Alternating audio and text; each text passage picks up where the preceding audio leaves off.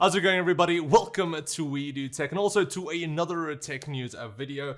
Now, I am in a bit of a rush because apparently load shedding is going to hit in a couple of minutes, so I'm gonna have to do this quick. But anyway, starting off with our first topic. Have you ever had a song stuck in your head, but you can't remember the lyrics for like Shazam, but you can remember how to hum the song?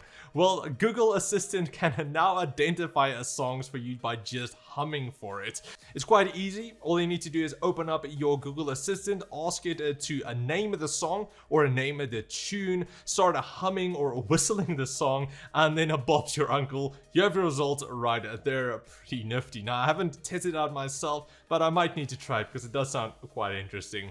Then next up, we all hate damn cables. Even if it's for a mouse, for a keyboard, even a power cable on your laptop. It's so annoying. It just gets stuck everywhere. Well, a Craob X has apparently designed a 7mm laptop that has no physical ports whatsoever. The laptop itself is pretty beefy on its own, featuring a 12th generation i7 1280p. It's the first time that I'm hearing that CPU. Low-powered Alder Lake processor that has been introduced earlier this month. It also features a 13.3-inch design with a 4K bezel-less screen. It does have 32 gigs of LPDDR5 memory and a 2TB PCI Express 4 storage option. What it does make it really impressive is that, again, there is no I/O ports whatsoever, even a charging port. All of the ports will be available on a magnetic wireless charger, which attaches directly to the back of the lid. That's so weird, but also pretty damn cool, especially if you are on the go a lot. We'll just see how long a battery lasts. Then next up, with the launch of the RTX 3050, Nvidia also announced the RTX 3090 Ti. I don't know why, but it seems like nobody has really gotten their hands on it because there's no reviews out at all. The RTX 3090 Ti brags with 10,752 CUDA cores. It also features Nvidia's first GeForce GPU, featuring 24 gigs of GDDR6X memory that has speeds up to 21 gigabits per second with a 384-bit memory bus, meaning that this card will provide up to 1 terabyte a second of a bandwidth, which is crazy. Again, we don't really need that, but it's pretty crazy nonetheless. The specs upgrade comes at a cost, however, with a power consumption being reported at around 450 watts. So you'll need an entire separate power supply just to power your damn GPU. Especially, that's not even probably overclocking included. So that's gonna go up to like 550 watts or even more than that. Or just keep it into Kingpin and it'll probably overclock the hell out of it more. Then next up, we have been warned, people. Starlink's warranty will not cover damages done by dinosaurs. Yes, you heard that right, dinosaurs.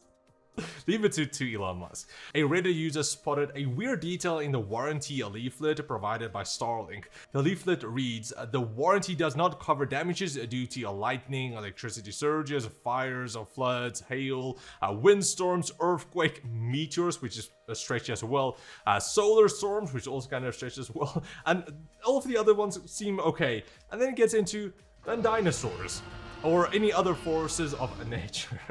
So please keep your pet raptors away from your Starlink dish, because otherwise they aren't going to cover that. But luckily still, they didn't mention anything about lions for here in South Africa.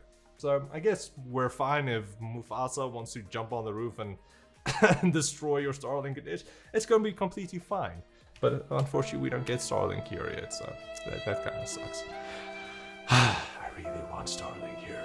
Now, if you've been watching me for a while, you probably know that I do like my portable monitors quite a bit. Well, this is kind of a strange one. Well, Lucos, I hope you pronounced it right, made a 14-inch ultra-wide 4K portable monitor. Yes, 14-inch ultra-wide. Sounds weird, right? The company claims that it has a 100% sRGB panel with a 2-millisecond response time at 60 Hz. It also has a brightness up to 300 nits. It comes with 6 connectivity options, including a 1 DisplayPort version 1.2, 2 DisplayPort version 1.4s, 2 HDMI 2.0B ports, and a single HDMI 2.1 port. You also get a Type-C connection and a 12-volt power input. It does have a built-in speaker, and it does also feature buttons for on-screen selection. Furthermore, the screen has a built-in fan to cool it, because it's probably going to get quite hot, and the monitor is now available through their crowdfunding campaign for $419 for the early bird. Otherwise it's going to go for like $480 later on. It's really cool. I would love to have one, especially if you can just put it below your monitor where it kind of showed on some of the pictures. Super cool, and especially if you do work with like color grading and stuff, you can put all of your waveforms there. But I'll probably never buy it because for $400 you can buy like an entire like gaming monitor. So I'll leave it at that.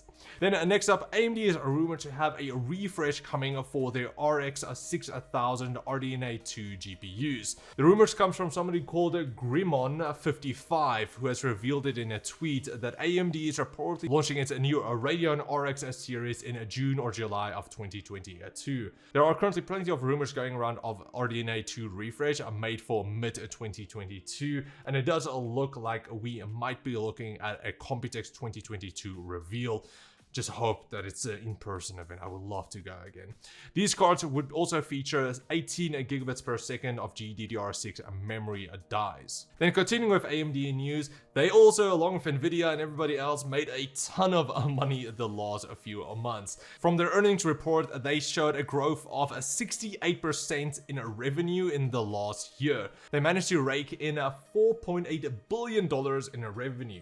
This marked a strong 49% yearly growth. It also showed that when compared to its Q3 of 2021, AMD grew its revenue in the fourth quarter by 12%. In the third quarter, the chip designer had earned $4.3 billion in revenue with a stronger 54% annually growth rate, alongside a similar 12% sequential growth rate. AMD also posted its financial metrics for the full fiscal year of 2021. At the end of 2021, the company brought in $16 billion in revenue, which showed an eye-whopping 68% annual growth over the figures for the previous fiscal year. And of course, that's probably due to all of the GPU sales for mining, because they definitely didn't make any of that money for the 6500 XT. And then for our final topic, 53,822 Teslas are being recalled for being too assertive. No, but seriously, Tesla is recalling their cars to remove the rolling stop feature that is causing issues.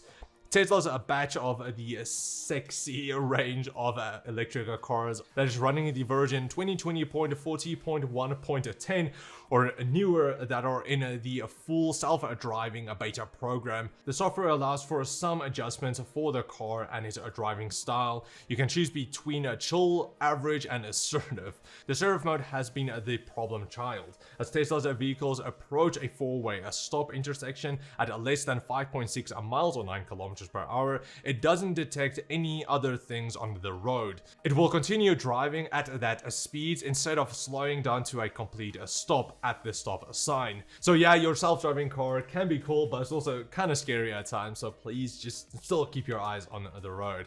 But yeah, that's pretty much it. Thanks for watching, guys. I do hope you enjoyed it. Luckily, we still have power.